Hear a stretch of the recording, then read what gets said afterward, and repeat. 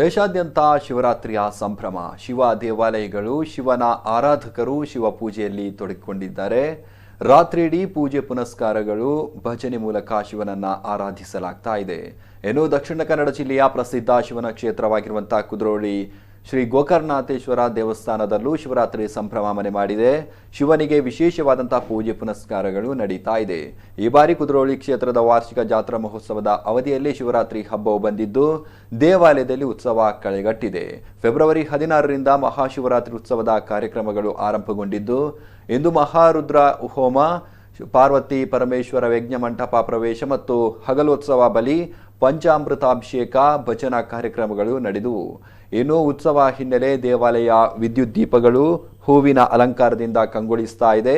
ಇನ್ನು ನಾಳೆ ಮಹಾಶಿವರಾತ್ರಿ ಹಿನ್ನೆಲೆ ಪೂಜಾ ಸಿದ್ಧತೆಗಳು ನಡೀತಾ ಇದೆ. ನೂರಾರು ಭಕ್ತರು ಕ್ಷೇತ್ರಕ್ಕೆ ಆಗಮಿಸಿ ಕೃತಾರ್ಥರಾಗ್ತಾ ಇದ್ದಾರೆ.